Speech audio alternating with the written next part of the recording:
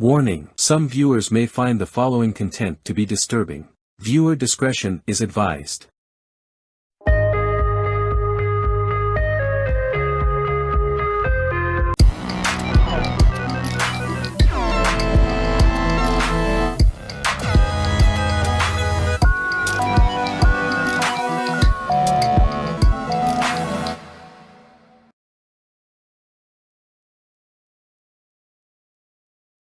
The Rodfellows Movie is an indie animated movie that was released on YouTube in 2020. Getting this out of the way, is absolutely awful. This review comes as a request from a friend of mine named LadySegaGenesis. She basically asked me to take a look at this movie a few months ago. I was originally thinking about doing this review after I take a look at a few other animated movies that I was interested in taking a look at, but I figured, why not? Those reviews in specific can wait, since I don't schedule my reviews, and even though I do want to go in a pattern with my reviews where I take a look at something I like, then I look at something I dislike, there is no way to tell what I think about a specific movie, so it's basically a wild card on what I'm going to do. So one night, while I was in a call with LadySegaGenesis, she basically asked me if I wanted to watch the Rodfellows movie to see what I thought about it, and oh my goodness, that was the biggest mistake that I've ever made. Getting this right out of the way, so far in Sean's yearly reviews, when taking a look at every single animated movie that I considered bad so far, the Rodfellows Movie is definitely one of the worst that I've ever taken a look at so far. Not the absolute worst, because the Rodfellows Movie is technically an internet animation. Even in spite of the fact that by 2020, the same year that this was released, there have been indie projects that are of higher quality than this, whereas both Monster Family and Lewis and the Aliens were able to be released in theaters internationally, and I can assure you that there will be worse animated movies coming up for Sean's yearly reviews, but no other animated movie that I've watched, or film in general, was nearly as tedious to sit through as this one. So, what is the Rodfellows Movie about? Essentially, I think this movie is based off of a series of the same name, though if it's anything like this, I do not want to watch it at all. Though, on TV Tropes, it says that the series is a ripoff of a comic and animation called The Bedfellows, though I don't know if this is true. Basically, it's about this group of animals called the Rodfellows, who just hang around, talk to each other, and are apparently sensitive towards those that play pranks on them. They get into a scuffle with these two squirrel bullies named Xander and Zayden, who call one of their members a bunch of names and pull pranks on their house. By the way, movie, these are squirrels, not chipmunks. I'm no animal expert, but for some reason, everyone in the movie calls them chipmunks. Yeah. Zayden's also a chipmunk too, if I'm not mistaken. When they are clearly squirrels, just from looking at the tails. But anyways, that's literally all we get from the plot of the film. The rest of the film is just characters talking, with some of the most slow and monotonous sequences that I've ever seen in any movie ever. To start off with the issues that this movie has, let's start off with one of its more pressing issues, the animation, or lack thereof. I get that this movie is an indie production, and they aren't able to present Disney quality animation, even though by 2020, there have been internet animations that have gotten to the standards of television or movie animation. For instance, the web series HB, DF, and Spooky Month premiered before this movie came out, and have way better looking animation, even though they probably had much bigger teams involved. Heck, the web shorts made by Eric W. Schwartz look better than this, and those came out in the 90s to early 2000s, but I presume that this movie was not done with a budget, so the film had to rely on another method of getting its animation done. The only thing in this movie that is close to being passable are its character designs, even though, as I'll get into in a little bit, there are some characters that look wrong or uncomfortable in every way that you could possibly imagine. But even then, that aspect of the characters present issues. It's very, very clear that the people behind this movie do not know how to move the characters around, or how to do anything with them besides them standing, and that most of the time, they feel very stiff. More stiff than even an old Hanna-Barbera cartoon. But worse than that, is that there are sequences in this movie where characters are meant to be sitting down, and yet they just have their default look where they are standing. But there are other characters in this movie that just look wrong. such as Bunty-Roo, who is very disproportionate. And if you know anything about kangaroos, you'd know that kangaroos are not that fat. And if they are that fat, their babies would definitely not be able to fit in their pouch. But this movie decided to make her this disproportionate on purpose because of some very gross implications that I'll be getting to later. But that is absolutely nothing in comparison to the actual animation in this movie. The animation in this film can get so bad to the point where half of the time, it feels like I'm watching a Go Animate video with how stiff this movie is. But even Go Animate videos have the characters move at times, and that's really saying something, because Go Animate videos don't even have a feature where characters can pick things up. Sure, there are some things that the film is able to animate, such as a walking cycle, or an animation from one character near the end of the movie, but those are literally the only things that the movie knows how to animate, because the rest of the movie is littered with stiff movements and animation mistakes galore. For instance, during the sequence where the Rodfellow gang was chasing Xander and Zayden by driving their car, there was one sequence where the film decided to show their legs, as if the film was trying to be like the Flintstones, where the only way you're able to drive is by sticking your legs underneath the car, when in actuality, it isn't. The movie also shows its inability to animate arms, because there's another sequence where two other background extras are using a hammer, but they didn't bother animating the hand alongside the hammer, so it ends up looking like a ghost is controlling it rather than one of the other animals. And there's literally only two types of environments that we see throughout the movie. It's either a generic looking forest with a bunch of trees surrounding the characters, or a generic looking city with a road on it. And they don't even bother animating certain other things. That's supposed to be a giant robot, huh? That is the most non-threatening robot that I've ever seen, especially given that it was probably stolen from somewhere. And the movie doesn't know how to animate legs, given that when the characters jump, their legs do not change at all, remaining as stagnant as possible. Okay, so the animation in this movie is bad, but what makes a show or movie good or bad is not whether the animation is of high quality or not. Kappa Mikey, in spite of the fact that the animation in that show is pretty bad as well, the show is very funny with well-written characters. And heck, one of the most well-known movies that have bad animation but clever writing is Hoodwinked. And on the opposite side, Santa Inc. has great animation for being in stop motion, but is hated for having awful writing and characters. So maybe the rest of the film can make up for how bad the animation is. Too bad the writing is atrocious. You know what makes any cartoon show or movie good? It's when they make it so that the viewers could come to their own conclusions. Well, this movie does not understand this concept. This film feels like it was written for preschoolers, because it treats its viewers like absolute idiots. Because in nearly every single sequence of this movie, the characters go all like, I'm going to do this thing before they do it, and it made the experience of watching this movie become absolutely tedious. Okay, I'm just gonna set the phone down right on top of the wood, because that's the safe spot so I don't lose it like when my good buddy Wigner lost his teddy bear for... Shut up! Oh my god, I don't care!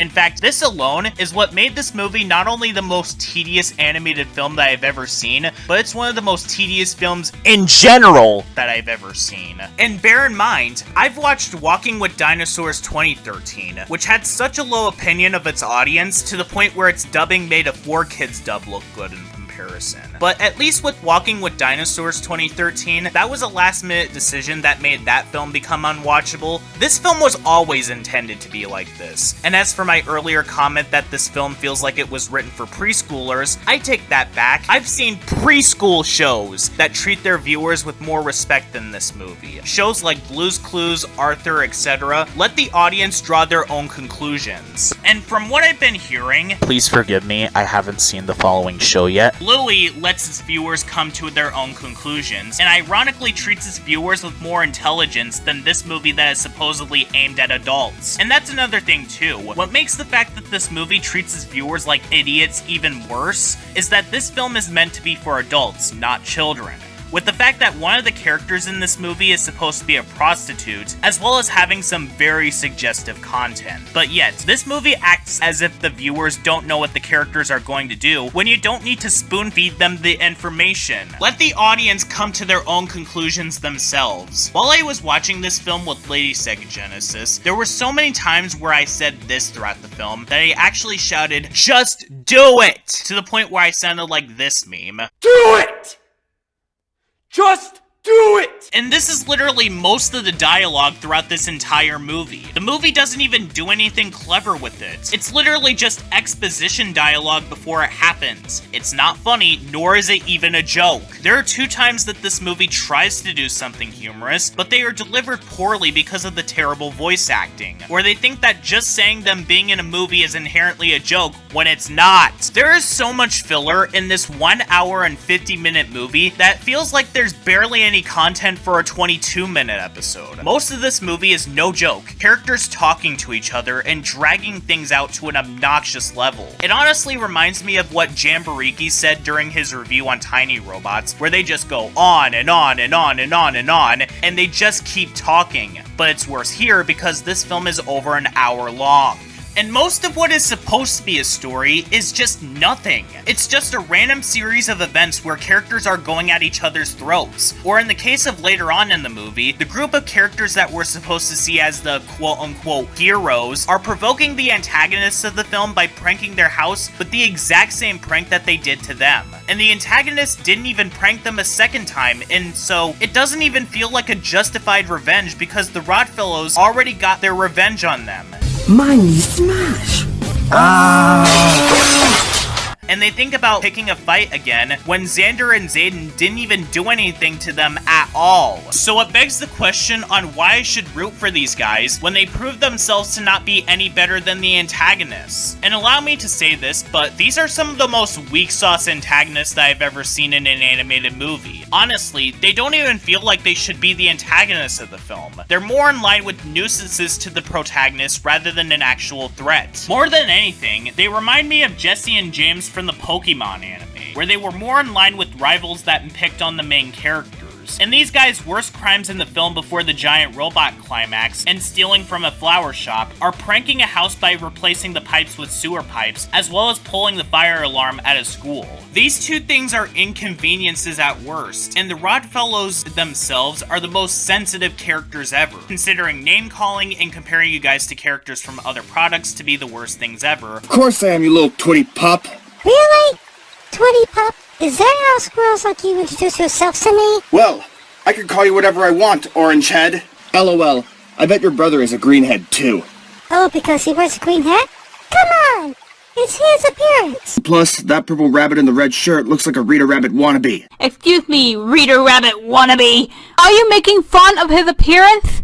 Not only him, but the others of the Rodfellows can be whatever the heck they want, and no change can be something to expect. When that is a G-rated insult in comparison to so many worse things they could have done to you guys. And they try to make Xander and Xaden look worse than they actually are when they go to talk to Bunty-Roo. Well, there's these 2 chipmunks that have been pranking us for the past day or 2. Oh? What have they been doing to prank you? While we were asleep, they snuck into our house and set up a bunch of pranks and booby traps. And even worse, they pulled the fire alarm at my school. What? Yeah, no. They weren't antagonizing you guys for 2 days. They left you guys alone for over a day, only bothering you again when they pulled the fire alarm at a school. The movie has other problems too, such as again during the chase scene with the cars. I have to ask, how are Xander and Xaden able to hear the Rodfellows saying their name while they're in a car with the windows rolled up? And I don't want to hear, oh, this is a cartoon, don't think about it too much. Even by cartoon standards, this doesn't work, especially given that in the film, the windows are clearly rolled up, and if said car was far away, then you would definitely not be able to hear what the other characters are saying. Also, another thing that I've been alluding to earlier in this review, a lot of sequences in this movie just screams, tonight's episode, the writer's barely disguised fetish. And even that's putting it mildly. Holy Spies is more subtle with disguising the content it was conveying than this movie is, because you can tell just by watching this movie that the fact that they made a lot of the characters fat or chubby was no accident, or was even meant to be like that because that's how their character is like.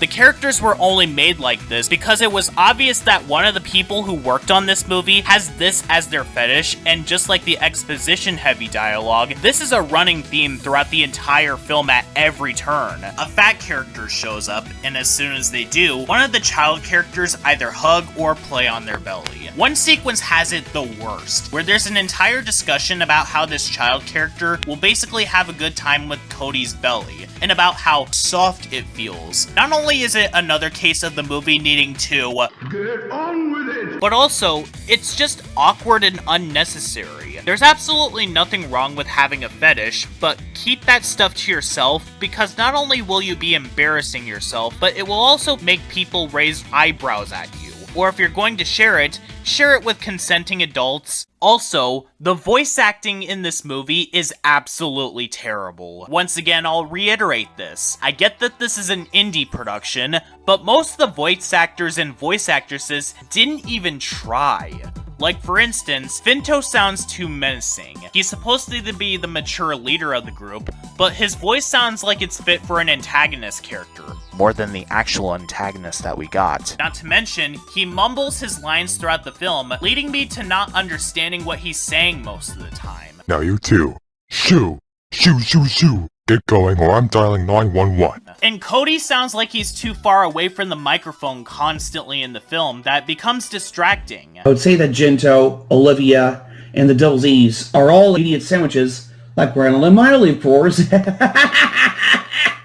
LadySegaGenesis told me that this film was literally in production for 5 years, and they had plenty of time to look over this film and ask for retakes. It honestly gives me flashbacks to that old Sean and Halo series I did, where most of the voice lines were only done in one take, with poor editing on the voice lines on top of it. Not to mention, I didn't think about what I was doing before I was doing it. A lot of people have been asking me to bring back Sean and Halo for years now, and I was about to cave into it, but I didn't. And that's because by 2016, I no longer had any interest in doing Sean and Halo anymore, and thoughts about doing it again only popped up from time to time, and then 2021 completely cemented that. Those exact people only wanted me to bring back Sean and Halo for their own personal gain anyway, and that personal gain being the parodies being made, when I wanted to move on from what happened at the time in 2015 and leave that embarrassment behind. Though, in spite of how horrible that my Sean and Halo series was, with the terrible voice acting and atrocious artwork I made, which even Allstate is worse than any of the artwork in this film, I was 13 years old and I worked on those episodes in the span of 2 or 3 weeks. Again, this film was in production for 5 years! I'm getting cans without labels vibes from this, in all honesty. Now let's get to the characters. There is a major problem in the movie where near the end, they just keep on introducing new characters and we are given literally no time to develop them. Like, we get a rival for Cody, but since the movie's almost over, we get literally no time to develop them. Also, by the end, we get introduced to an evil counterpart of Widner, who, no joke, comes out of nowhere. Then in the after credits scene, there is a joke about how the movie had no time to develop him. I didn't even kick anyone in the crow's nest, or whack that Rita Rabbit's wannabe with a fancy pass! Hey, movie, just because you point out your lazy writing doesn't make it less lazy. So that's most of the side characters. So how about the main characters? Well, Finto is the typical leader and there's not much to say about him. Hash Brown is just the kooky one of the gang, but isn't that funny or memorable? Widner and Jimmy are your typical child characters. Samantha is the ally of the group and doesn't contribute that much to the plot, and Alice is just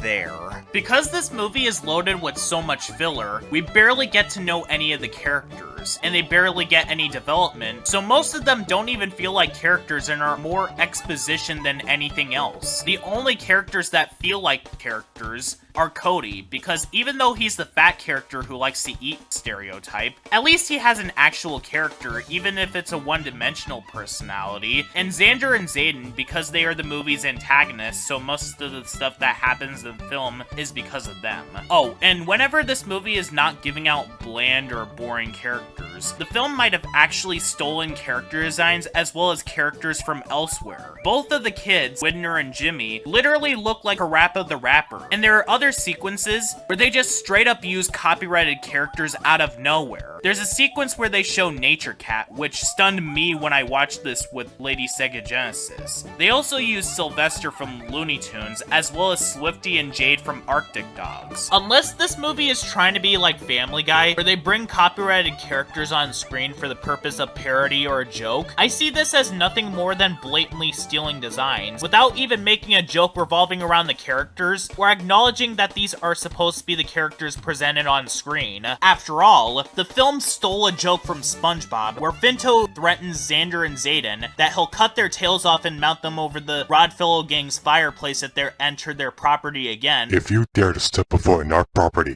I will have both your tails cut off and mounted over our fireplace. I'll have your rear ends cut off and mounted over me fireplace. But honestly speaking, I'd rather watch Wet Painters from SpongeBob on loop for an hour and 50 minutes than to ever watch this film ever again, because at least I'd get entertainment out of that, which this movie doesn't provide. And with how many copyrighted songs that this movie plays, it plays 6 for the record, I could see exactly why this movie was unable to work on the watch together thing, and why LadySegaGenesis had to outright screen share the film, because this movie can get carried away with the copyrighted material. And no, I'm not playing any of those songs here. A lot of YouTubers, especially me, are often worried about copyright strikes or claims, but if there's anyone who should be concerned about copyright strikes, it would definitely be the YouTube channel that uploaded this film, given how many stolen assets, pictures, characters, and audio are in the film alone.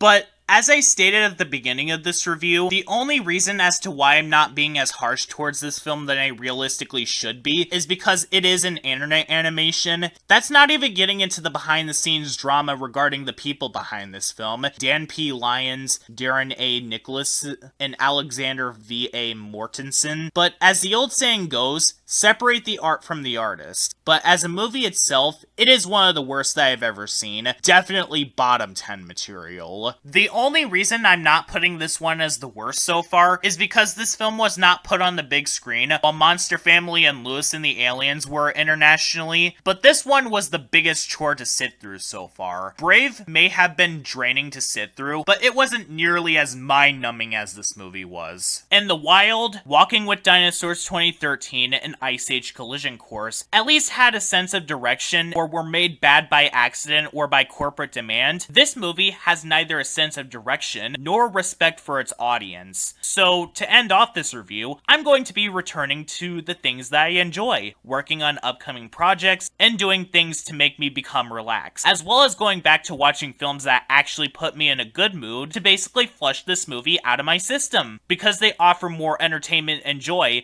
than this movie did for me for the entirety of its runtime.